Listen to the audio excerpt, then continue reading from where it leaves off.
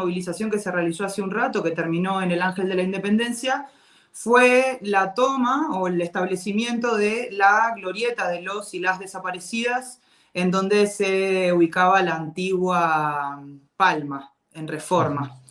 Esto fue una definición que tomó el movimiento un poco con una intención doble, me decía una de las mamás, Patricia Manzanares, que por un lado se busca visibilizar algo evidente en el centro de la vida económica y social del país, ¿no? Donde es el tráfico es constante y obviamente que la exposición que tiene este tema es superior, pero sobre todo es hacer un trabajo de prevención de la desaparición. Creo que el centro del reclamo es que las desapariciones tienen que terminar porque la cifra que ha alcanzado México no la había superado ningún país en el mundo. Entonces, tal vez sea la cifra la que llame la atención de todas las personas respecto a lo que estamos viviendo aquí en este país, ¿no? Eliana, a veces pareciera que ya en este México tan lleno de impactos en la conciencia por tantos hechos negativos y dolorosos, pues se va generando una especie de abulia o de normalización de lo anormal, de lo que no deberíamos jamás de dejar a un lado ni de olvidar. ¿Cuál es la reacción social que ves frente a la protesta, la lucha, la perseverancia de las madres o los familiares de desaparecidos en México?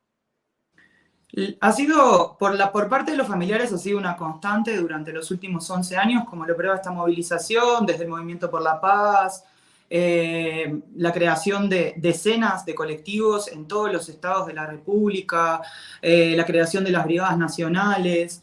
Pero sin embargo, como decía Jorge Verástegui, que es quien hablaba en el pequeño informe que tiene a su hermano y a su sobrino desaparecidos desde el año 2009, parece como si cada vez que ocurriera un caso, tanto las autoridades como la sociedad lo vivieran como por primera vez.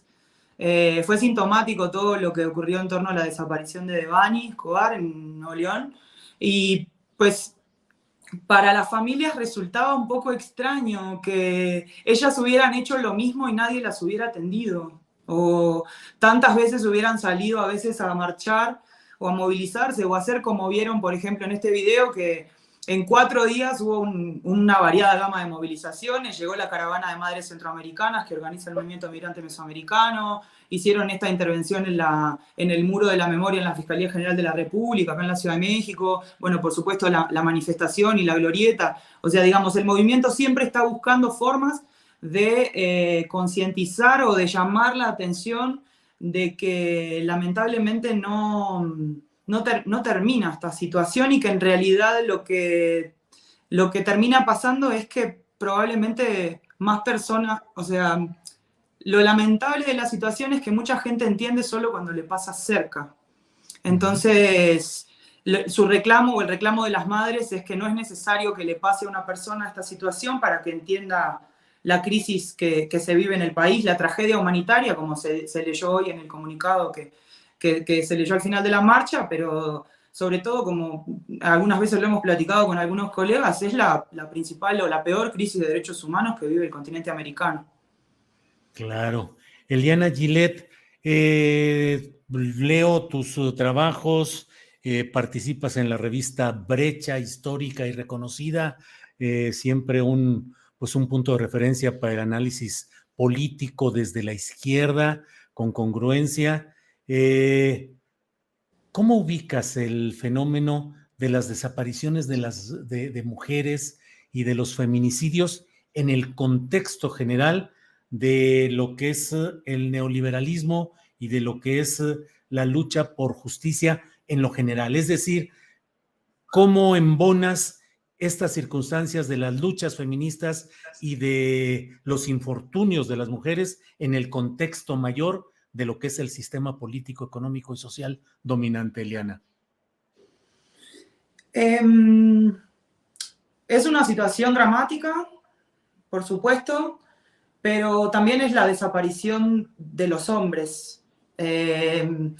Entiendo que hay obviamente una sensibilidad particular por el crecimiento que ha tenido la cuarta ola del feminismo, pero incluso algunas madres, cuando uno platica con ellas, ayer una me decía que ella sentía que su hijo por ser hombre, aunque tuviese 16 años en el momento de desaparecer, que era un adolescente, ella sentía que valía un poco menos su lucha o que era menos escuchada a veces que la que podía recibir los casos de una mujer, cuando en realidad los hombres son mayoría de los desaparecidos entre los 15 y los 30 años, la población que se ha caracterizado, digamos, las víctimas son hombres jóvenes de desaparición en su mayoría. Por supuesto que hay mujeres, hay casos particulares en algunos estados donde se supera la media de mujeres, como por ejemplo Tlaxcala. Algunos trabajos de investigación han señalado que ahí debería haber una atención específica. Y el problema es que debido a la falta de investigación de los casos y de la acción de la justicia, es muy poco lo que se sabe del porqué. Siempre se vincula a los casos de desaparición de mujeres con casos de trata de personas o de explotación sexual, pero la realidad, y para ser fiel al periodismo y a la confirmación, no sabemos qué está pasando, porque lo que, como reclamaban hoy las familias, y se podía leer en la pancarta de la marcha, es que el principal fracaso del Estado ha sido no encontrar a los desaparecidos. Y quiero volver sobre todo por un punto muy importante, que fue una de las revelaciones que creo que hizo, o de los aportes principales que hizo el gobierno de Andrés Manuel López Obrador, fue blanquear la cifra de 52.000 personas que están sin identificar, fallecidas, por supuesto, cadáveres en los servicios forenses o en fosas comunes. Si nosotros atendemos que de las 100.000 personas desaparecidas, 52.000 están en poder del Estado, un poco cambia la situación que a veces imaginamos muy vinculada al crimen organizado, porque pues es el Estado quien está manteniendo desaparecidas a muchas personas, en algunos casos en situaciones dramáticas, ¿no? Así es.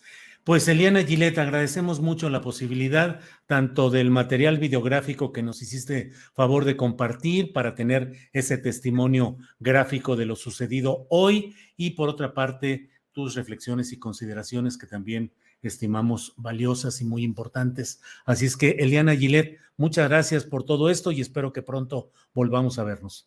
Gracias a ustedes, pendientes. Gracias, pendientes. Hasta luego.